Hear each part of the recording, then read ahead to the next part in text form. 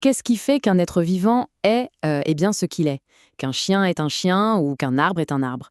Il existe une sorte de code secret, une instruction cachée au plus profond de chaque organisme. Et aujourd'hui, c'est ce code que l'on va essayer de déchiffrer. C'est une question qu'on s'est tous posée un jour, non? Pourquoi est-ce qu'on ressemble à nos parents, mais sans jamais être leur copie parfaite? D'où viennent ces instructions de base qui nous façonnent? C'est un peu ça, le mystère qu'on va explorer ensemble, pas à pas. Alors, pour commencer, regardons simplement ce qui se voit à l'œil nu. On a l'impression que chaque être vivant suit une sorte de plan de base, un peu comme un schéma directeur. Mais en même temps, il y a toujours des petites touches personnelles, des détails qui rendent chaque individu complètement unique. Prenons l'espèce humaine, par exemple. On a tous, en gros, le même plan. 4 membres, 2 yeux, c'est la base. Et pourtant, la couleur de la peau, la texture des cheveux, la taille, tout ça varie d'une personne à l'autre à l'infini. Et c'est justement ce mélange entre le plan commun et toutes ces variations individuelles qui est fascinant et qui crée toute la diversité du vivant. Bon, la question maintenant c'est, d'où viennent ces caractéristiques? Est-ce que tout est déjà écrit en nous à la naissance, ou est-ce que notre environnement, le monde autour, a aussi son mot à dire? Ah, c'est le fameux grand débat de l'inné et de l'acquis. Pour certains traits, c'est assez clair, c'est hérité. Ça se transmet de génération en génération. Regardez ce chiot, par exemple. Il peut très bien avoir la couleur du pelage de son père et la texture du poil de sa mère. Voilà, ça, c'est l'hérédité en action, pure et simple. Mais attention, l'environnement aussi laisse sa marque, et pas qu'un peu. Prenez cet arbre. Sa forme-là, elle n'était pas écrite d'avance. Pas du tout. C'est le vent, en soufflant constamment dessus, qui l'a littéralement sculpté avec le temps. C'est ce qu'on appelle une caractéristique acquise, et celle-là, elle ne sera pas transmise. Et d'ailleurs, la science a un mot pour ça, pour l'ensemble de tous ces traits qu'on peut observer. Ça s'appelle le phénotype. En fait, le phénotype, c'est tout simplement le résultat visible de cette collaboration permanente entre le programme de base, l'hérédité, et puis toutes les influences du monde extérieur, l'environnement. Ok, donc on a fait la différence entre les caractères hérités et ceux qui sont acquis. La question logique maintenant, c'est mais où sont stockées ces fameuses instructions héréditaires? Pour le savoir, il va falloir faire un petit voyage. Un voyage vers l'infiniment petit, à la recherche du véritable centre de commande. Parce que oui, si ces instructions existent, elles doivent bien être quelque part, c'est logique. Mais où? Où se cache ce plan directeur? Eh bien, la réponse, elle se trouve à l'intérieur de chaque être vivant, et bien plus profondément qu'on pourrait le penser.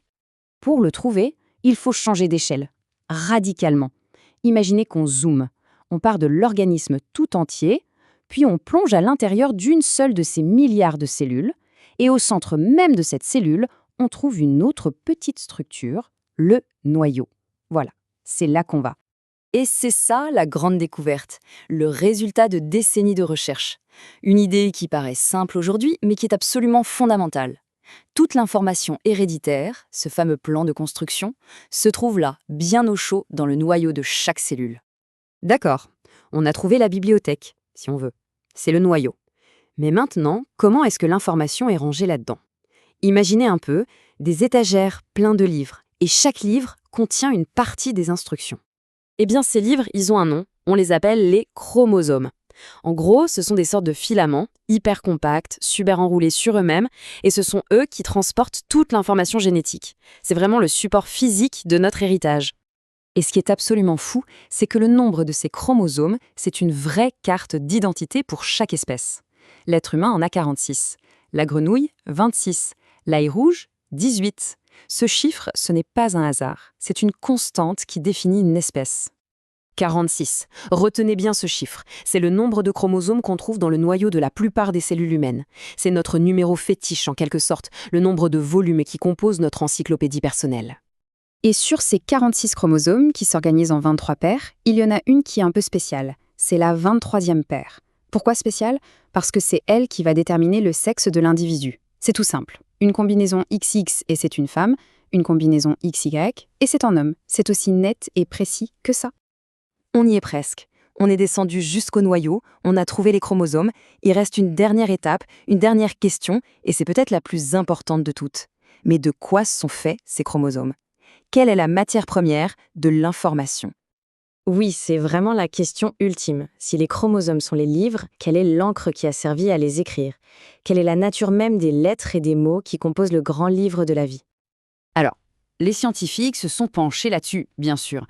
Et par des expériences, ils ont réussi à isoler la substance qui compose un chromosome. En gros, quand on déroule un chromosome, on s'aperçoit que c'est comme une immense pelote de laine, faite d'un seul et très très long filament, un fil minuscule. Et ce filament, cette molécule, son nom est aujourd'hui mondialement connu. C'est l'ADN, acide désoxyribonucléique pour les intimes. C'est cette molécule, et uniquement elle, qui constitue nos chromosomes, et qui porte absolument toute l'information héréditaire.